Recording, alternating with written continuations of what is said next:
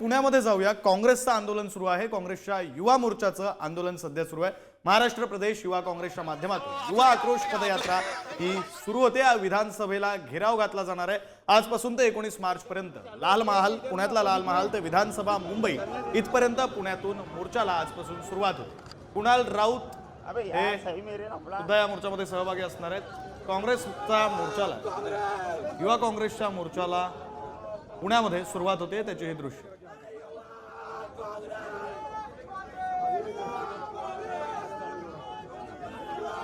हे दृश्य आहेत पुण्यातली, जिथे काँग्रेसचा मोर्चा हा सुरू झालेला आहे. पुण्यातून युवा काँग्रेसचं हे आंदोलन. खरं तर युवांचा, बेरोजगारांचा, तरुणांचा प्रश्न घेऊन म्हणून पुण्यातल्या लाल महालापासून ते मुंबईच्या विधानभवनापर्यंत हा मोर्चा निघणार आहे. त्या मोर्चाला आजपासून सुरुवात होते. आजपासून ते 19 तारखेपर्यंत असा हा मोर्चा असणार आहे. आणि विधानभवनाला घेराव घालण्यासाठी म्हणून मुंबईच्या दिशेनं हा युवा काँग्रेसचा मोर्चा निघतो.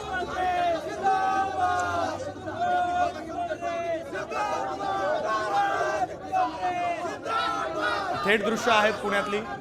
पुण्याच्या लाल महाल परिसरातून आजपासून या मोर्चाला, पदयात्रेला सुरुवात होते. पुण्यातून युवा काँग्रेसचा मोर्चा, आंदोलन, पदयात्रा लाईव्ह दृश्य आपण पाहतोय. आपले प्रतिनिधी ज्ञानेश्वर चौतमल आपल्यासोबत आहेत. आपण त्यांच्याकडून या संदर्भातले अधिकचे तपशील घेऊया.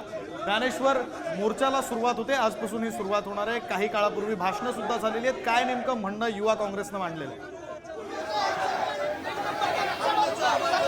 बेरोजगारीच्या मुद्द्यावरून युवक काँग्रेसनं जी पदयात्रा पुण्याच्या लाल महल पासून सुरू केलेली होती, ती आता पदयात्रा आपण पाहतोय. जी सगळी गर्दी आहे कार्यकर्त्यांची, ती पुणे महानगरपालिकेच्या थोडी समोर आली. आणि पोलिसांनी या सगळ्या तरुणांना जे आहे ते या ठिकाणी अडवलेलं आहे. आणि ज्यांचा मुंबईला विधानभवनावर घेरा घालण्याचा हेतू होता, त्यांना पोलिसांनी या ठिकाणी अडवल्याचं आपण बघतोय. कुठल्याही परिस्थितीत या सगळ्या आंदोलकांना जे आहे ते पोलिसांकडून पुढे सोडलं जाणार नाही, अशा पद्धतीची जी भूमिका आहे ती या ठिकाणी घेताना आपण पाहतो. आपण काही कार्यकर्त्यांसोबत बोलतो.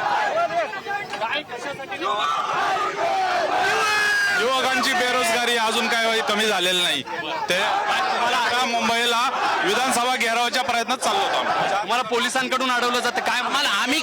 आम्ही रीतसर परवानगी काढलेली आहे आणि हे सगळं काही दडपशाहीचं आहे. आम्ही परवानगी काढून आमचं जे पदयात्रा 170 किलोमीटरचा रूट आम्ही शेअर केलेला आहे, तरी यांनी अडवत आहेत आम्हाला. हे मोदीचं डरपूक आणि फडणवीसाचं डरपूक राजकारण आहे.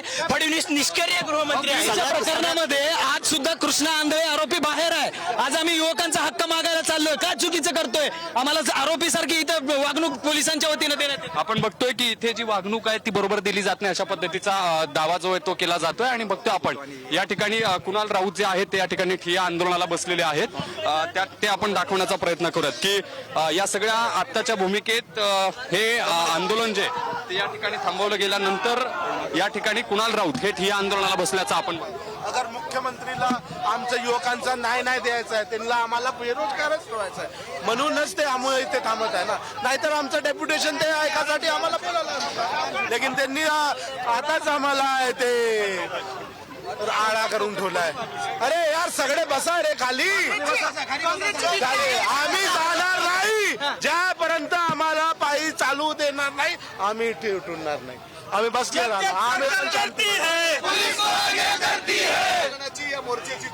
काय परमिशन नाकारली ऑलरेडी पोलिसांनी. हे बघा, 10 तारखेपासून आम्ही त्यांचे परमिशनसाठी इथे लागले होते. आम्ही डीजी पर्यंत गेले होते. त्यांनी आम्हाला काही परवानगी पण दिली. त्याच्यानंतर सरकारच्या प्रेशरमध्ये पोलिसनी आमची हे परमिशन. नक्की कुठल्या नेत्याचं प्रेशर आहे? मला माहित नाही ना. पूर्ण सरकार बीजेपी सरकार आहे, शिंदे सरकार आहे, अजित पवार सरकार आहे. तिघापैकी तिघांनीच आम्हाला मिळून मुख्यमंत्र्यांना काय सांगणार आहे? मुंबईमधला जो मोर्चा होणार आहे त्याच्यासाठी काय सांगायचं? हे बघा, हे युवकांना घाबरत आहे. हे युवकांचे आम्हाला रोजगार देणार नाही, त्याच्यामुळे ते घाबरत आहे. आम्ही कशासाठी चाललो? काही होतो होता का? काही ते इलेक्शन आहे का? काही आहे का? आम्ही बेसिकली हेच सांगण्यासाठी चालतो की आमचं भविष्य काय, युवकांचं भविष्य काय. आज इथे नवीन रोजगार आहे नाही. दावोसला गेले होते ते असं म्हणतात की रोजगार निर्मिती होते. 1 लाख कोटी गुंतवणूक जी आहे ती महाराष्ट्रात रोजगार घेऊन आले, पण नवीन कंपन्या येतात. कुठे आहे कंपनी? दाखवा ना. मी नागपुरातून राहतो. त्यांच्याच गावातून मी राहतो. मला एक गोष्ट सांगा, ज्यापर्यंत ते सरकारमध्ये होते जितके पण दिवस ते सरकारमध्ये होते नागपूरमध्ये एक पण रोजगार घेऊन आणले का ते एक पण मोठी कंपनी घेऊन आणलं होतं. आमची ज्यावेळेस सरकार आली होती त्यावेळेस आम्ही मोठे मोठे अग्रीमेंट केले होते. एअरबस सारखी आमच्या नागपूरमध्ये कंपनी येत होती. तुमच्या इथे छाकणमध्ये वेदांता नावाची कंपनी इथे आली होती. हे युवकांना प्रायव्हेट जॉब दिले असते. मला एकच गोष्ट सांगा, 2 लाखनी जास्त रोजगार रिक्त आहे हा सरकार म्हणे. तुम्ही ते काय नाही भरत आहे? काय प्रॉब्लेम्स आहे तुमचा? काही पण नवीन धोरण नाही आहे. मला एक गोष्ट सांगा, आता AIचा जमाना आहे. AIचा जमाना आहे. आपण आज पुण्यात आहे. पुणा हा IT हब आहे. इथे खूप सारे BPO, खूप सारे KPO, इथे खूप सारे BPO इथे आज पुण्यात आहे. काही दिवसानंतर BPO KPO हे सगळे बंद.